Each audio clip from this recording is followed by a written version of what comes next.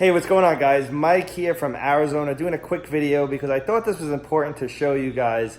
I want to show you this brand new 210-gallon build that I'm doing here. It's going to be a reef tank. I had a little bit of a green hair algae outbreak, and I do think I understand the reason why it happened, and I'm going to go into that in a minute. But I do want to show you one thing that actually is keeping the green hair algae under control and actually pretty much annihilating it from the tank. I'm actually not doing anything special, but I will get into that in 1 minute. Okay, so here's the tank, and I want to just go into saying that all this white rock is actually base rock and lace rock. It started out dry, and I got it from a seller on Amazon, and I believe it's like a 40 or 45 pounds of lace rock, or is it 40 pounds for $50? I don't know. Anyway, it's a really good deal. However, when I got it, it was, completely dry, so I basically set it in water and I let it cycle for like a couple of, I would say about 5 to 7 days in water, and let it, I put a protein skimmer in there and stuff, basically let it run its course. And I thought, you know what, I'm just setting up a brand new tank and I'm using existing rocks. I should be able to seed it right away. And what happened all of a sudden was all of the white rock grew crazy amounts of hair algae. Like, I'm talking like you couldn't even see the individual rock that you see here now.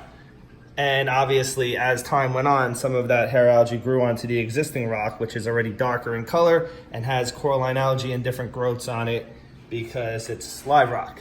Anyway, I believe that because it didn't really have any critters or anything living in it to make it alive, that the tank went through a major cycle. Now keep in mind, yes, this is a brand new tank, but I was using about 110 to 120 pounds of already seeded live rock on top of the extra rock that I purchased just to fill in the gaps. Now, I do want to mention that I am probably not keeping the aquascape like this.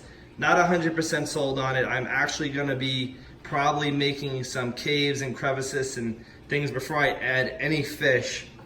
So don't judge me on the rock placement just yet. I really don't think I'm keeping it like this. At first I liked it, but then I actually said, you know what? I'm going to start stacking them differently. I'm going to start using some of that, I guess it's like a putty epoxy that you can get. It's like a purple color, which is cool because it looks like coralline algae.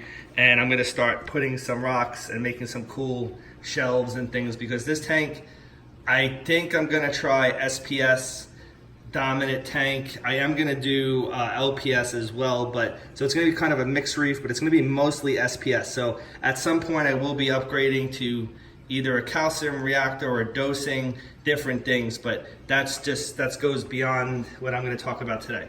So what I want to say is we broke out into crazy amounts of hair algae, but I already had live rock. So let me tell you about what happened here. And I've noticed that, you can see it right here, all of those white specks in the hair algae, see how they're moving? Those are reef amphipods. And I'll be honest with you, I knew that they were good at eating algae, but I didn't realize they were as good as what they're doing. So again, they have annihilated all of the algae on here, almost making it completely algae free on these rocks. And the more and more the time goes by, day by day, the population gets bigger and the algae just seems to like just disappear. Let me show you this right here. Like, this is just a string left. This thing was completely covered. You couldn't even see this rock. And the same thing with all of this. Back here, there's strings. So what they're doing is literally just eating that algae to nothing, which is amazing. So I've come to the conclusion that, granted, I'm fishless at this point, so there's nothing eating these amphipods.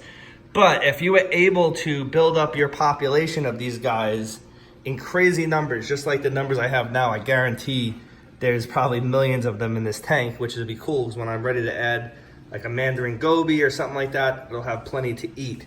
But if you're able to build a large number of them, they will literally take care of your hair algae issues before it gets out of hand like this.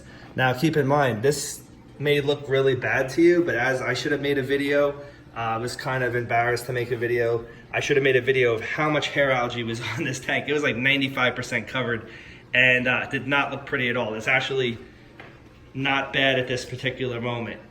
Can it be better? Yes, but I am running a fishless tank right now, just letting it cycle even more. I mean, the numbers are spot on. You know, I can't even tell you. This tank is ready for fish, but again, because I'm not 100% sold on the way the rock formation is and all this stuff, I'm gonna wait a little bit longer. Plus, again, probably the worst thing you can do would be to rush setting up a reef tank, especially one that's gonna be SPS dominant. You want it to be as stable as possible before you add any SPS to any of your tanks. For those of you guys who are not new to reefing, you already know that, but for those of you guys new to it, definitely don't want to start a tank and say, okay, I'm just going to add some acropora and monopora and then think you're going to be successful.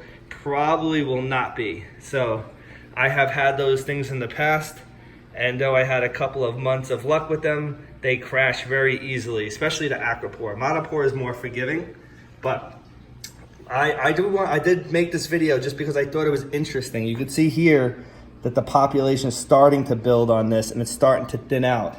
But the spots that are not as built up with arthropods are definitely thicker, greener, and more lush. And the stuff that has tons of arthropods is really stringy and dying off. And again, there's no hair algae all over these rocks, even though there was, I would say about a week ago, this thing was covered. What I do want to say though is I have been doing very, very large water changes on this tank, and not because of the hair algae issue, because I was having an issue with my protein skimmer, as you might know by watching one of my prior videos, and they were telling me, oh, it's something in your water column, your protein skimmer is definitely overflowing because of that. However, I will make a separate video on that, but my protein skimmer is 100% normal now, doing what it's supposed to do, and it was a very easy fix. It happened to be a manufacturer defect, and I will get into that in a later video, and everybody should know that when you have this issue, or if you've had this issue, it may not have been your water column at all, like it was not mine. In fact, I actually ran a test to see if there was anything in my water column. It was quite expensive to do. I sent my water out, been tested, and it came back perfectly fine. So anyway, I'm not gonna get into it. Spent a lot of money trying to figure that problem out when it was actually the manufacturer's issue. I solved it. They ignored my responses. However, I'm not gonna worry about that. What I worry about is that my tank is starting to take shape, and I will be doing more updates as I get more progress. Thank you guys so much for watching. Please comment, like, and subscribe.